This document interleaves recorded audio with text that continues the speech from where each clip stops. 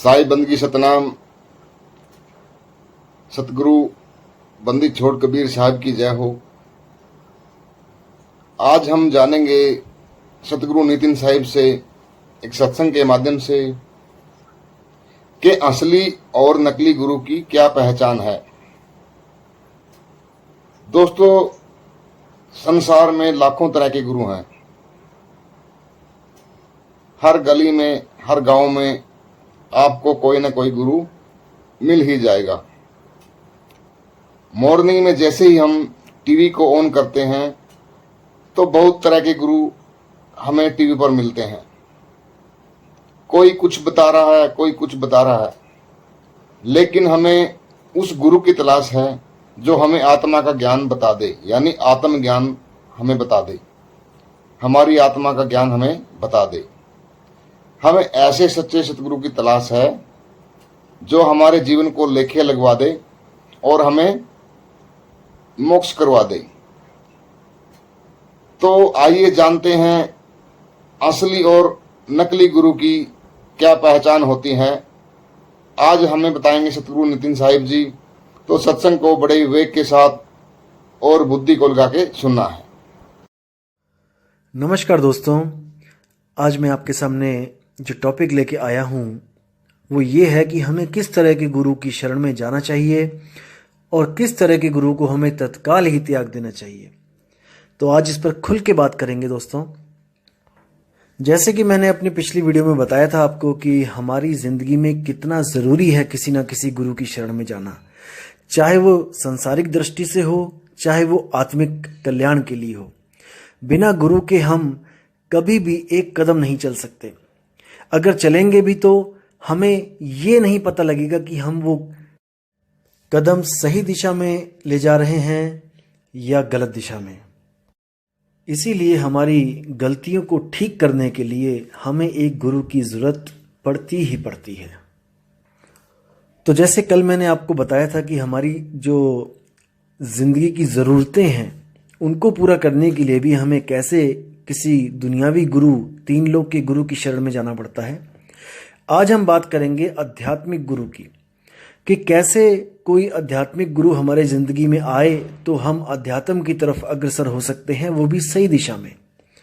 तो दोस्तों, आपको आज मैं गुरुओं की पहचान बताता हूं कि कैसा गुरु आपको क्या चीज़ के साथ जोड़ेगा, और आपने परख करना है कि जिस चीज़ के साथ आपको जोड़ा जा रहा है क्या उसके साथ जुड़ के आपका आत्म कल्याण है या नहीं है। ये आपने परख करनी है दोस्तों। मैं तो केवल आपको एक परख दे सकता हूँ। मेरी परख को अपनी बुद्धि के साथ परखो, मेरी भी परख को आप परखो कि मैं सत्य बोल रहा हूं कि असत्य बोल रहा हूं। और जब लगे कि सत्य बोल रहा हूं तो आप तत्काल ही अपने पुराने गुरु से, जिसके साथ आप जुड़े हुए हो, उनसे ये प्रश्न करें, उनके सामने ये परख रखें जो मैं वाणियों के द्वारा आपको बताऊंगा।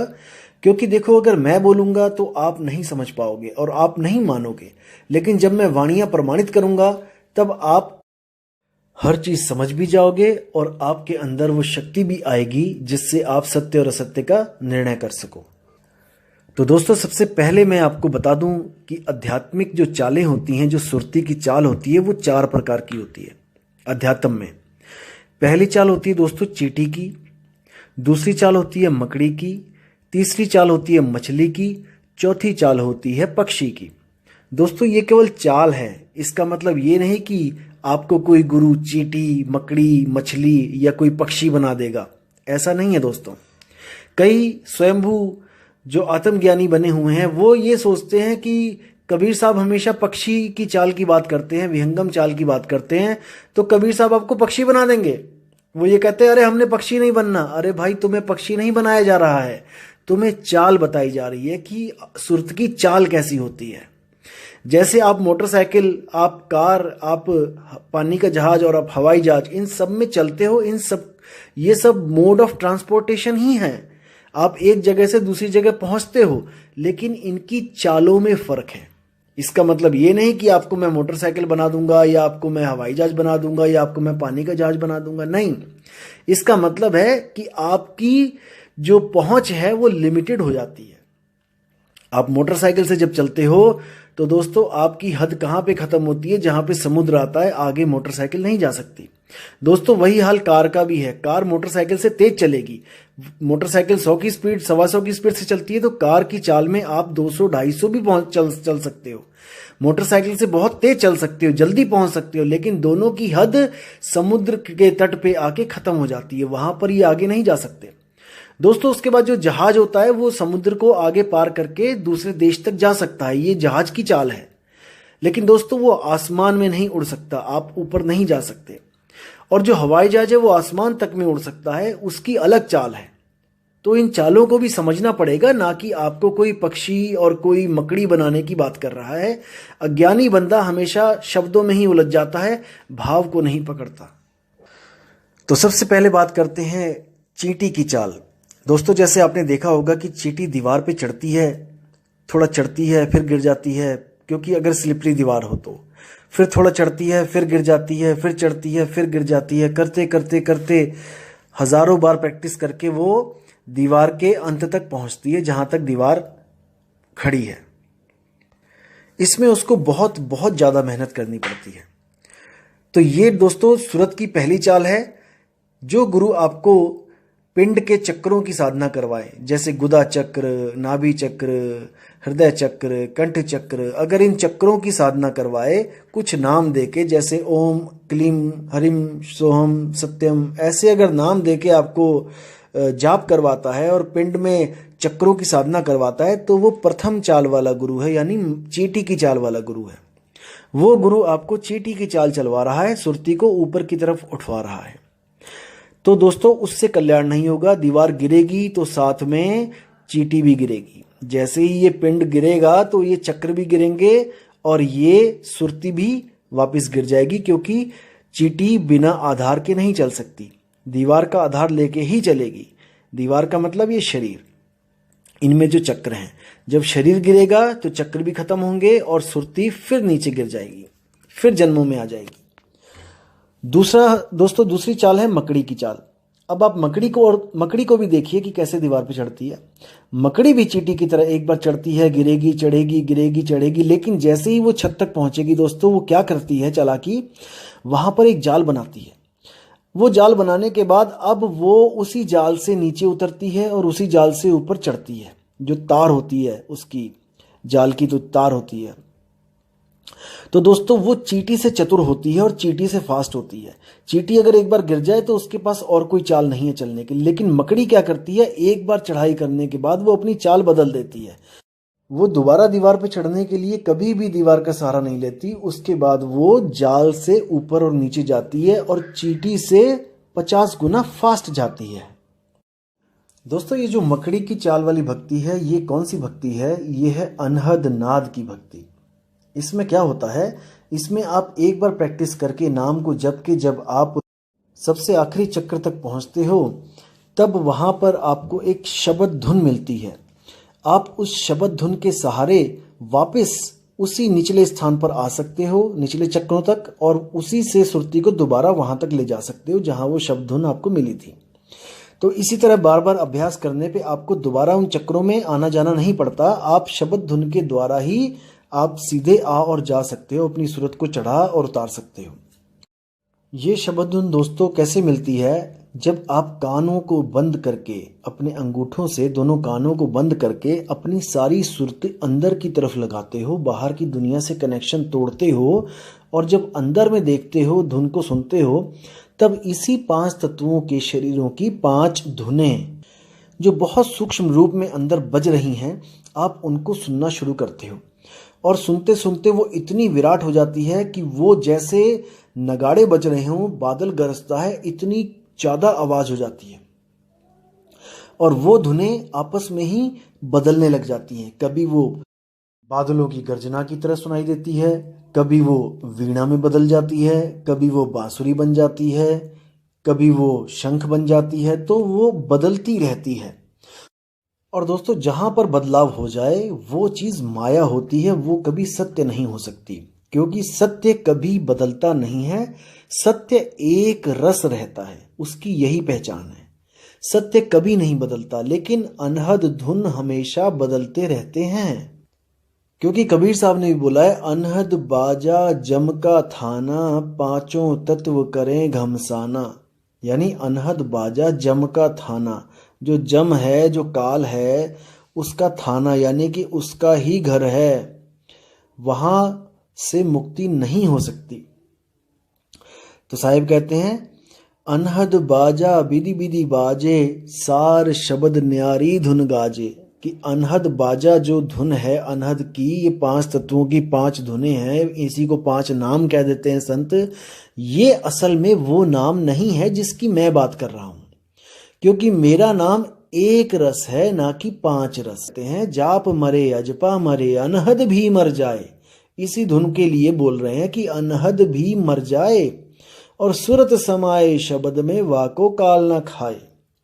तो इसको समझना पड़ेगा दोस्तों कि क्यों अनहद धुन मर जाती है, जबकि अनहद का नाम का अर्थ देखोगे तो वो है अनहद, यानी कि इनफाइनाइट, यानी कि जिसका कोई अंत नहीं। लेकिन उसको भी कबीर साहब कह रहे हैं कि वो भी मर जाए।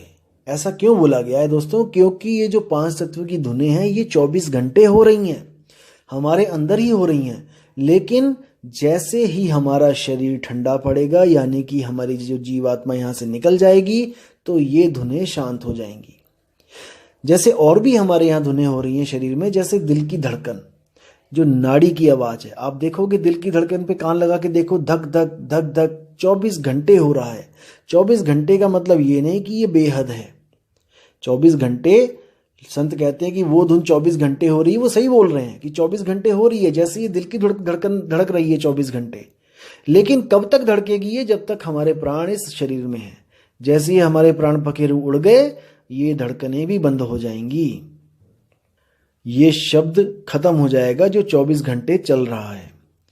लेकिन वो शब्द जिसकी संत महात्मा बात करते हैं वो कभी खत्म नहीं होता, वो एक लय है, एक सार है। तो इसको दोस्तों समझना पड़ेगा। तो तीसरी चाल की बात करते हैं दोस्तों, वो क्या है? वो है मछली की चाल। आपने मछली देखा होगा कि कैसे चलती है, पानी के विपरीत हमेशा मछली चलती है, पानी के साथ मछली कभी नहीं चलती। इसी तरह जो संत होते हैं जो मछली की चाल से चलवाते हैं, वो श्वासों पर सुरती को चढ़ाते हैं, श्वासों से उलट। श्वास नीचे जाती है, सुरत ऊपर की तरफ जाती है। तो दोस्तों इसमें क्या होता है, इसमें श्वास को पकड़कर सुरत ऊपर जाती है, ना तो दीवार को पकड़ रहे हैं ना मकड़ी के जाल को पकड़ रहे हैं। ये है मछली की चाल, ये इन दोनों से बिल्कुल न्यारी चाल है। जो गुरु ये चाल देगा वो आपको बाकी पिछली 2 चालों से दूर कर देगा। वो क्या कहेगा? नहीं, पिंडों में साधना नहीं करनी है, पिंड में चक्रों में साधना नहीं करनी है। वो अनहद को भी मना करेगा, नहीं अनहद धुन भी नहीं सुननी है। लेकिन वो आपको श्वासों का जाप दे देगा। वो कैसे देगा? उसके भी 2 प्रकार के गुरु हैं, श्वासों का जाप देने वाले भी। एक होता है गुरु जो आपको कोई मंत्र देगा श्वासों के साथ जपने के लिए। जैसे किसी ने आपको दे दिया सोहम, श्वास लिया तो सो, छोड़ा तो हम, सो हम, सो हम। ऐसे आपने दिन रात इसको जपना है, और जपते जपते जपते ये सोहम खुद से होने लग जाएगा। ये जो श्वास आप लोगे फिर आपको बोलने की जरूरत नहीं पड़ेगी, आपके श्वासों के द्वारा ही चलेगा ये। फिर सोहम सोहम, और आपको इन श्वासों की आवाज स्पष्ट सुनाई देने लग जाएगी कि ये सोहंग ही बोल रही हैं। तो एक प्रकार के गुरु वो हो गए जो आपको मंत्र देते हैं। जैसे कई लोग दे देते हैं, सोहंग नहीं दिया तो कई लोग कहते हैं सतगुरु सतनाम जपो। श्वास लिया तो सतगुरु, श्वास छोड़ा सतनाम, सतगुरु सतनाम, सतगुरु सतनाम। या फिर कई ऐसे मिलेंगे आपको जो नाम दे देंगे आपको, जैसे श्वास लिया तो शो, श्वास छोड़ा तो ओ, यानी कि शो ओ शो, इसी को ओशो कह देते हैं। कोई लोग श्वास लेके ओ, श्वास छोड़ा तो शो, कई लोग श्वास लिया तो शो, श्वास छोड़ा तो ओ। इसी तरह कई मंत्रों का जाप करवाते हैं, लेकिन मुद्दा यही होता है कि श्वासों से सुरती को चढ़ाना है। और इसी सुरती वाले, इसी श्वासों के जाप में एक और गुरु हैं जो आपको मंत्र भी नहीं देंगे। वो केवल ये कहेंगे कि आपने श्वासों को आते जाते देखना है। आप आंखें बंद करो, आपकी श्वास जो चल रही है उसको आते जाती श्वास को देखो और महसूस करो ये श्वास कौन ले रहा है। उनके पास बस यही ज्ञान होता है और इसी को वो सार शब्द मान के अपना जन्म बर्बाद कर लेते हैं दोस्तों, और आपका भी कर देते हैं। तो ऐसे गुरुओं को तत्काल ही त्याग देना चाहिए दोस्तों। तो आपको मैंने परख के द्वारा इन 3 गुरुओं का भेद खोल दिया है। पहले गुरु वो जो पिंडों के चक्रों की साधना करवाते हैं और नाम देते हैं ओम कलियम हरियम श्रीयम सोहम सत्यम, ऐसे करके आपको इन्हीं नामों में उलझा देते हैं। दूसरे प्रकार के जो गुरु होते हैं वो कौन है, जो 5 नाम देते हैं, ज्योत निरंजन ओंकार रारंकार सोहंग सतनाम। इन 5 नामों को ही कहते हैं कि यही 5 धुनों के नाम है। वो यही नाम आगे जाके धुनों में कन्वर्ट हो जाते हैं और वही 5 धुन अनहद नाद को ये सत्य मानकर बैठ जाते हैं। उसी अनहद को ये परमात्मा कहते हैं और कबीर साहब उसी अनहद को कहते हैं कि अनहद भी मर जाए। तो इनका जो परमात्मा अनहद है वो कबीर साहब की नजरों में वो भी मर जाता है। अब आगे जो तीसरा गुरु मैंने बताया है वो आपको सोहंग का जाप देते हैं या सतगुरु सतनाम का जाप देते हैं या ओ शो का जाप देते हैं, कोई भी श्वासों का जाप देते हैं, या फिर नहीं भी देते हैं तो आपको श्वासों को ध्यान से देखने की बात करते हैं।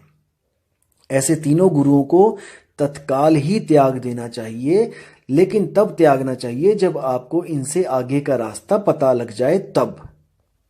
वरना दोस्तों पीछे वाले को भी छोड़ दिया और आगे वाले का पता नहीं, तब तो भवजल में जाना ही जाना पड़ेगा।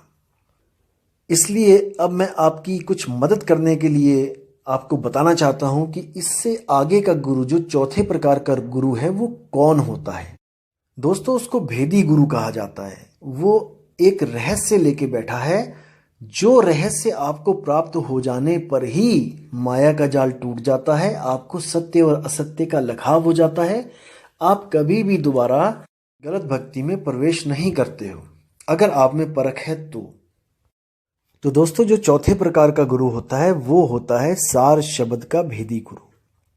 सार शब्द क्या चीज होती है? सार शब्द एक ऐसा शब्द है जो बोलने लिखने पढ़ने में नहीं आता है और वो शब्द कभी बदलता नहीं है, क्योंकि कबीर साहब कहते हैं कि जो बदले सो माया संतों, जो बदल गया वो माया है, वो कभी शब्द नहीं हो सकता, सच्चा शब्द नहीं हो सकता, क्योंकि सच्चा शब्द ही परमात्मा है और परमात्मा कभी बदलता नहीं, वो एक रस है।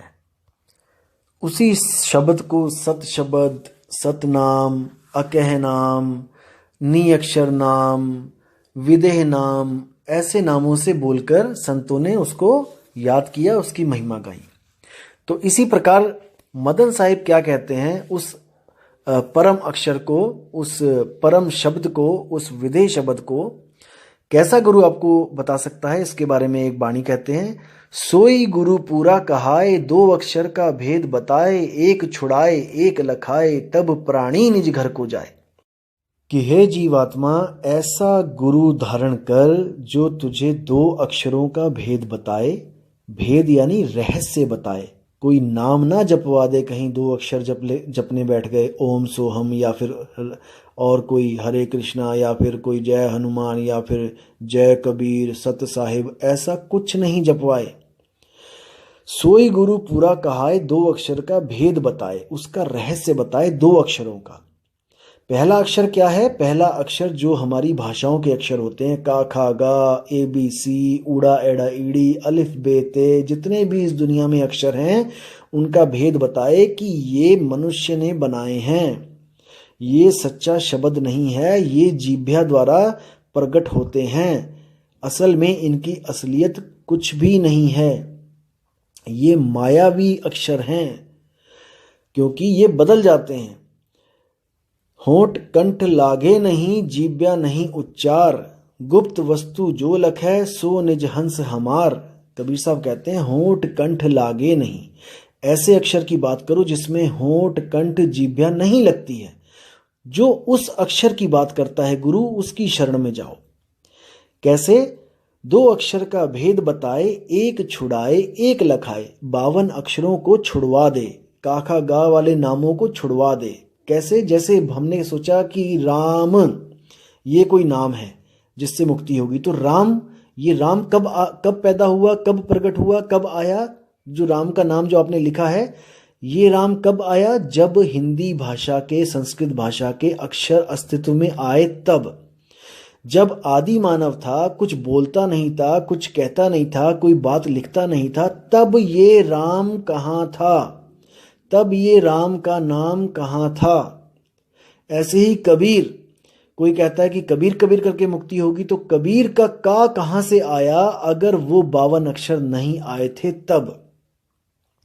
कबीर 3 अक्षरों से हुआ है, लेकिन वो तब बना है जब 52 अक्षर पैदा हुए हैं, जब 52 अक्षर पूरे अस्तित्व में आए हैं, तब उससे अनंतों नाम बने हैं। इसीलिए कबीर साहब ने बोला है बाणी 340 पेज नंबर गुरु ग्रंथ साहब में कि 52 आखर लोक त्रय सब कुछ इन्हीं माही, ये आखर खिर जाएंगे वो आखर इनमें नाही। कि हे हंस जीवात्मा, ये 52 अक्षर तुमने ही पैदा किए हैं, किसी इंसान ने ही पैदा किए हैं, और तुमने, उस इंसान ने उन्हीं अक्षरों में से भगवान का भी एक नाम रख दिया। उसने एक रखा और आने वाले लोगों ने अनंत नाम रखते चले गए, अनंत मंत्र बनाते चले गए, और उसको जप कर मुक्ति का आस लगा के बैठे, मुक्ति की आस लगा के बैठ गए कि हमें मुक्ति मिल जाएगी। किन नामों से? जो नाम मैन मेड हैं, जो इंसान ने बनाए हैं। लेकिन साहिब क्या कहते हैं कि वो नाम किसी ने नहीं बनाया, वो स्वयं से प्रकट होता है, स्वयं से होता है, स्वयं से अस्तित्व में है। 52 आखर लोक त्रय सब कुछ इन्हीं माही, ये आखर खिर जाएंगे, ये अक्षर खंडित हो जाएंगे, किसी दिन ये खत्म हो जाएंगे। जब तुम्हारे अस्तित्व खत्म होगा, ये अक्षर भी खत्म हो जाएंगे, लेकिन वो आखर इनमें नहीं। वो जो सच्चा शब्द, सच्चा अक्षर है, वो इन 52 अक्षरों में नहीं है। गुरु ग्रंथ साहब के अंग नंबर 343 पे भी कबीर साहब ने साफ साफ स्पष्ट लफ्जों में सीधे बोला कि 52 आखर जोरे आन, सक्या न अक्षर एक पहचान, सत का शब्द कबीरा कहे, पंडित होए सो अनभय रहे। अनभय यानी अनभय, डर ना हो जिसको। पंडित लोग कहो व्यवहार, ज्ञानवंत को तत्व विचार, जाके जिय जैसी बुद्धि होई, कहे कबीर जानेगा सोई। कितना स्पष्ट बोल दिया उन्होंने कि 52 आखर जोरे आन, कि जितने भी गुरु आ रहे हैं ये सब क्या कर रहे हैं? 52 आखर जोरे आन, ये 52 अक्षरों में से ही कोई ना कोई अक्षर पकड़ पकड़ के उसका नया नाम बना के उसको अपने भक्तों को दे देते हैं कि इनको जपो। बिल्कुल गलत है। और क्या कह रहे हैं? सक्या ना अक्षर एक पहचान, उस एक अक्षर को ये समझ ही नहीं पा रहा है, कोई पहचान ही नहीं पा रहा है, जो इन 52 अक्षरों से परे है, मन माया की हद से परे है। मन के द्वारा उसको जाना ही नहीं जा सकता कि वो अक्षर क्या है। वो तो अनुभूति का विषय है। जब गुरु नाम देता है, जब भेद बताता है, उसके बाद सूरत को जब वो शब्द की साधना का राज बताता है और साधना शुरुआत होती है साधना की, तब जाकर सुरती को एहसास होता है कि असल में उसका निज स्वरूप क्या है, वो क्या अक्षर है। तो साहिब सीधे बोलते हैं, सोई गुरु पूरा कहा है, 2 अक्षर का भेद बताए। मदन साहिब ने साफ बोल दिया कि 2 अक्षर का भेद बताए। किसका? एक अक्षर यानी कि शब्दों का, 52 अक्षरों का, और दूसरा अक्षर होता है अक्षर, यानी कि जो नाशवान ना हो, जो कभी नाश नहीं होता। ये मन अक्षर नहीं है। कई लोग सोचते हैं कि मन अक्षर है, मन को भी अक्षर बोला है, मन भी अक्षर पुरुष है। ऐसा नहीं है, ऐसा कहीं नहीं बताया गया कि मन ही अक्षर है, ऐसा नहीं है। आत्मा अक्षर है। शब्दों को पैदा करने वाली कौन है? ये आत्मा ही तो है। यही आत्मा मन और शरीर के द्वारा जितने भी अक्षर हैं उसको पैदा कर रही है, और खुद के स्वरूप को भूल जाने के कारण, अपने अक्षर स्वरूप को भूल जाने के कारण अपने बनाए अक्षरों को जप रही है, उनके चक्कर में उलझ गई है। तो अब करना क्या है? एक छुड़ाए, इन अक्षरों को छुड़वा दे जो मैन मेड हैं, जो आदमी के द्वारा बनाए गए हैं।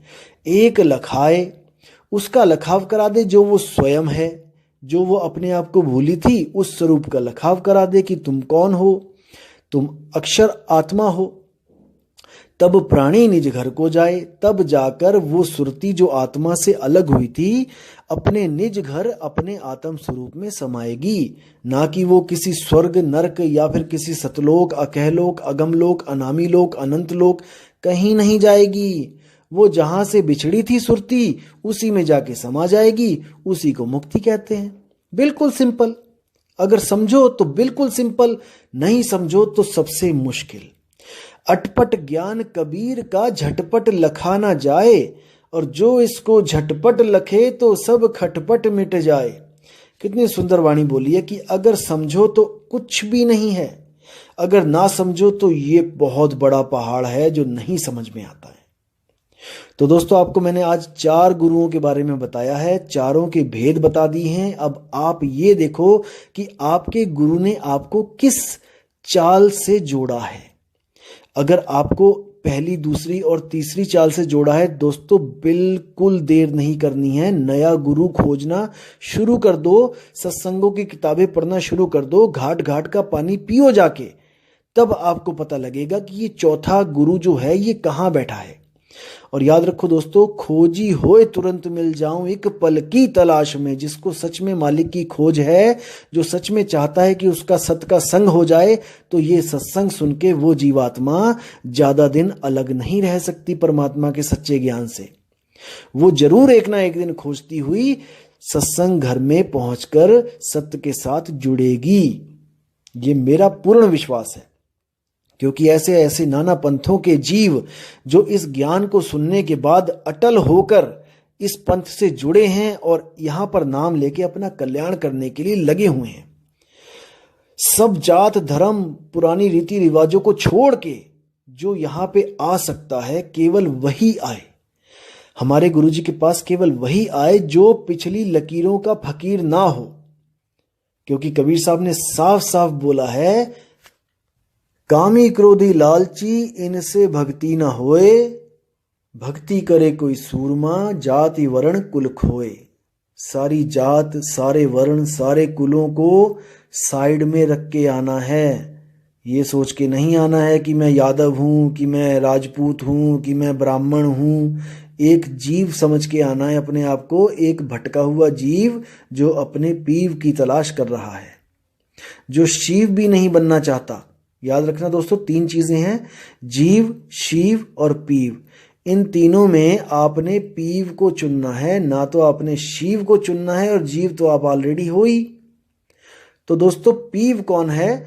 बहुबंधन से बांधिया एक बेचारा जीव, और क्या बल छूटे आपने जो न छुड़ाए पीव। वो पीव कौन है? वो सतगुरु कबीर साहब हैं। इसका मतलब ये नहीं कि उनकी मूर्ति की पूजा करनी है, या उनकी मूर्तियों के कोई हार पहनाने हैं, या फिर उनका कोई नाम जपना है। नहीं, पीव आपको बहुत ही प्यारी विधि बताता है अपनी अपनी बेड़ियां तोड़ने की। ये बेड़ियां कैसे पड़ी हैं, ये आपको मैं अगले वीडियो में बताऊंगा कि ये सृष्टि कैसे बनी है, ये जीव कहां से आए हैं, ये कैसे अपने स्वरूप से बिछुड़ गए हैं, और कैसे अपने स्वरूप को ये दोबारा प्राप्त होंगे। तो दोस्तों, उम्मीद करता हूं कि इस ऑडियो से आपके सारे सवाल खत्म हो चुके होंगे, सारे भ्रम दूर हो गए होंगे गुरुओं के रिगार्डिंग, कि गुरु कैसा होना चाहिए। तो दोस्तों, इसी के साथ मैं विराम देता हूं, और अगली ऑडियो बहुत जल्दी आपके सामने मैं पोस्ट करूंगा। और आप हमेशा अपने विवेक को जगाए रखें, अपने विवेक को काम पे लगाए रखें, क्योंकि ये विवेक ही है दोस्तों जो आपको जन्म मरण से मुक्ति का जो आपको सहारा है। अगर आप विवेक यूज नहीं करोगे तो हमारी गिनती पशुओं में ही होगी, क्योंकि पशु विवेक नहीं कर सकते, बाकी सब कर सकते हैं जो हम कर रहे हैं। तो दोस्तों, विवेकी गुरु को सलाम, विवेकी शिष्य को सलाम, और इसी के साथ मैं आपसे विदा लेता हूं। अगली बार मैं फिर जल्दी आऊंगा और एक नई ऑडियो के साथ। तब तक आप इस ऑडियो को सुनते रहिए और इससे अपने विवेक को आगे बढ़ाते रहिए।